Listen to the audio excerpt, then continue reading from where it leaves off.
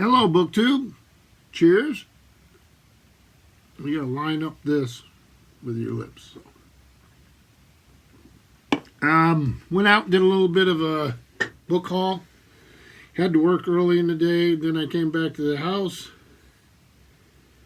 And Steve and my wife and I, we went up to Bridgewater and then Queechee.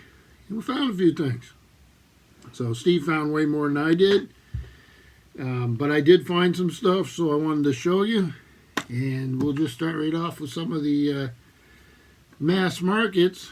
So one that I've read many, many times and I love.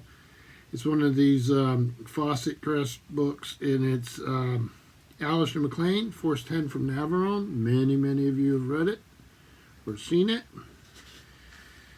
See, this came out in 1968.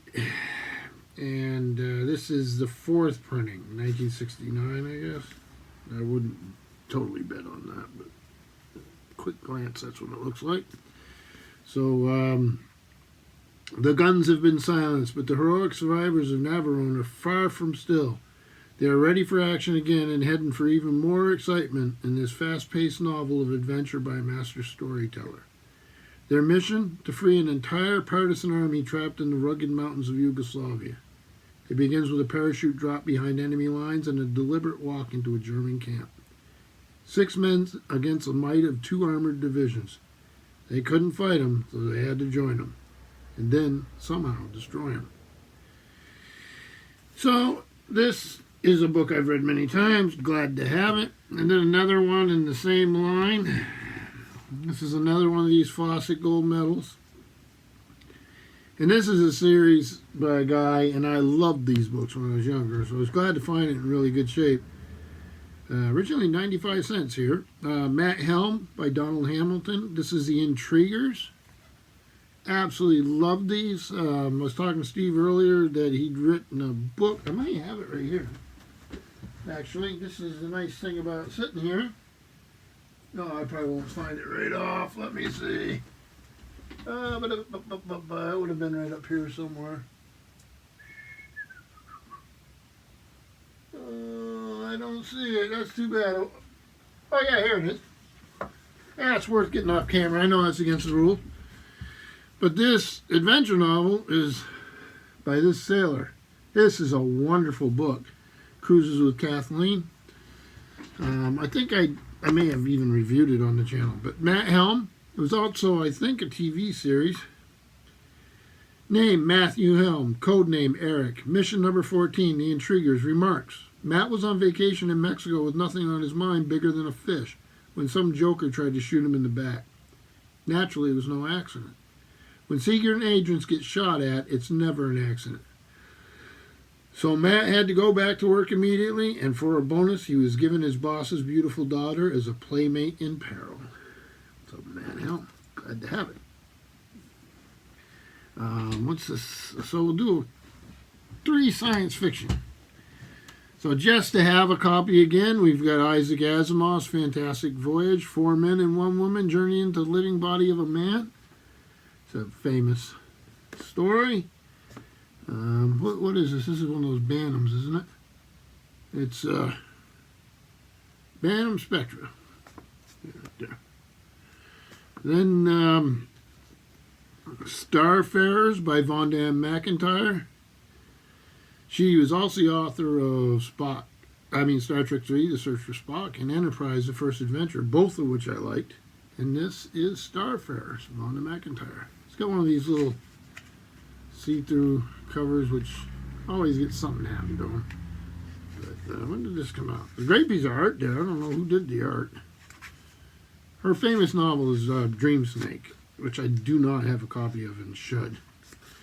This is from, my eyes are not on tonight, 1989. And, oh wait, maybe it says who the cover art is. Cover art by Richard Escox. So we got that, and then like that. That's pretty cool. And then an old favorite, and I've had this cover many times, and this is Robert A. Heinlein, Glory Road. Good novel, not his best novel, but good novel. The glory road led beyond the stars to far strange dimension. Excuse me. A world of peril, adventure, and enchantment for a war-weary young American. The elements of epic in the great tradition are here, but changed by the talent and magic of Robert Heinlein to create a story as original and as striking as his classic Stranger in a Strange Land. That may be overstating it a bit, but that's okay. It's still a fun novel. Let's see, this one is a trade. And this is one I've had many times and read many times. This is a New Directions paperback. Yep, New Directions paperback. Thomas Merton, The Seeds of Contemplation. I just thought I should have it back in my library. And there's the logo. This edition of the much enlarged and revised version of Seeds of Contemplation, one of the late Father Thomas Merton's most widely read and best-loved works. In its original form, the book was reprinted 10 times in this country alone and has been translated in more than a dozen languages, including Chinese and Japanese. Christians and non-Christians alike have joined in praising it as a notable successor to the meditative tradition of St. John of the Cross, the Cloud of Unknowing, and the medieval mystics, while others have compared Merton's reflections to those of Thoreau. So, it's about the contemplative life or subject. Then this one my wife found. This is a charming volume. This is really something. It doesn't have a dust jacket, and I think it's lovely without it. And this is a Knopf book. Yeah, this is the Book of Modern Composers. It came out in the mid-40s. Let me see here when it came out. I looked once already. Alfred A. Knopf, 1945. It's edited by David Ewen, E-W-E-N. It's got an editor's preface. Let me see here. So it's got Jan Sibelius, Richard Strauss, Igor Stravinsky, Maurice Ravel, Delius, Elgar, Prokofiev, Schoenberg, Defala, Darius Miho, Pizzetti, Bela Bartok, Szymanowski, Ernst Bloch, Sergei Rachmaninoff, Ralph Vaughan Williams, Paul Hindemith, the list goes on. Malipiero, Alban Berg, Martino, Shostakovich, Castelnuovo, Tedesco, William Walton, Villalobos. I'm not reading all of them. Aaron Copland, George Gershwin. I like it. Let me get one here. So let's just do, let's see. We'll do the Stravinsky. So you got a big picture. You've got a bit of a biography, short. It's talking about Diglev. Personal note by Janet Flanner. I think you have a piece by the author themselves. Yeah, the composer speaks. And another piece here by Alfred J. Swan. And then we go on to Maurice Ravel. So it's wonderful. It's got some wonderful photos of the composers, and it's really an interesting thing. I got to put this down here because I was talking to Steve earlier, and he wants to look at it. Then my wife also found this one. This is just beautiful. I read this years ago, and I was talking to Steve. He read it years ago, and this is not Nicholas Montserrat. This is Master Mariner Running Proud by Nicholas Montserrat. This is a first edition hardback. It's a little rough. I don't mind. I just want to read it. Here, of course, he's famous for the book The Cruel Sea. This is William Morrow and Company, 1979.